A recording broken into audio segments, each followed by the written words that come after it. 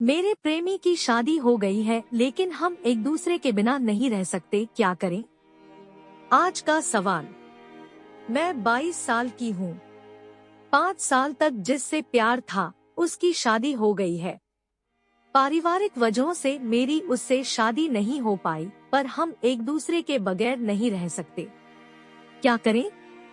मेरा जवाब, आपका प्रेमी आपके बिना रह सकता है, तभी तो उसने कहीं और शादी कर ली। अगर उसे आपसे सच्चा प्यार होता तो वह उसके लिए संघर्ष करता। आप उसके चक्कर में अपना खून न जलाएं। वक्त आने पर आपको उससे बेहतर साथी मिल जाएगा। अवैध संबंध।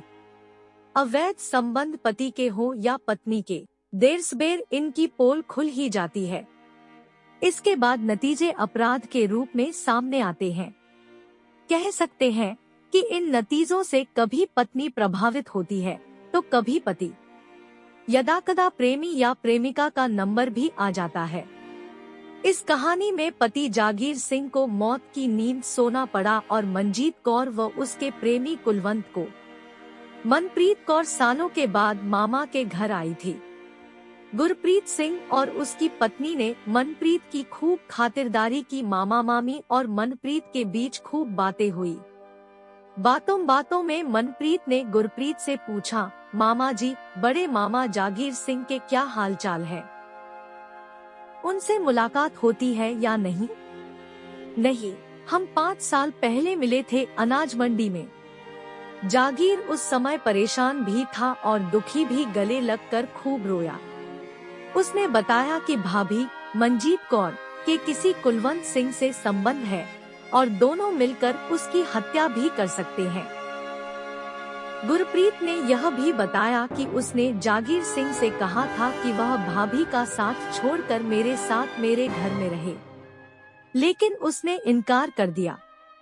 वजह वह भी जानता था और मैं भी। उसने मुझे समझाने के लिए कहा कि वह भाभी को अपने ढंग से संभाल लेगा।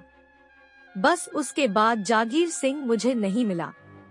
वाह मामा वाह, बड़े मामा ने तुमसे अपनी हत्या की आशंका जताई और आपने 5 साल से उनकी खबर तक नहीं ली। खबर कैसे लेता? भाभी ने तो लड़झगड़ कर घर से निकाल दिया था। मैं उसके घर कैसे जाता तो गालियां सुननी पड़ती। गुरमीत ने अपनी स्थिति साफ कर दी। बात चिंता वाली थी। मनप्रीत ने खुद ही बड़े मामा जागीर सिंह का पता लगाने का निश्चय किया। उसने मामा के पैतृक गांव से लेकर गुरमीत द्वारा बताई गई संभावित जगह रेलवे बस्ती गुरु हरसहाय नगर तक पता लगाया।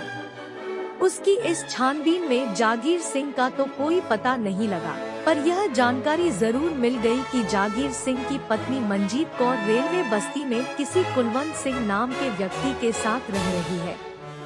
सवाल यह था कि मंजीत कौर अगर किसी दूसरे आदमी के साथ रह रही थी तो जागीर सिंह कहाँ था? मंजीत ने ये सारी बातें छोटे मामा गुरमीत को बताई। इन बातों से साफ लग रहा था कि जागीर सिंह के साथ कोई दुखद घटना घट गई थी।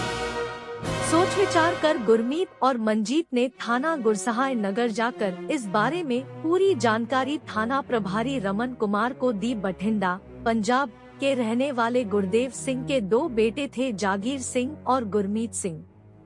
उनके पास खेती की कुछ जमीन थी जिससे जैसे तैसे घर का खर्च चलता था। सालों पहले उनके परिवार पर मुसीबतों का पहाड़ टूट पड़ा था। पत्नी के बीमार होने पर उन्हें अपनी जमीन बेचनी पड़ी। इसके बावजूद वह उसे बचा नहीं पाए थे। पत्नी की मौत के बाद गुरदेव सिंह टूट से गए थे।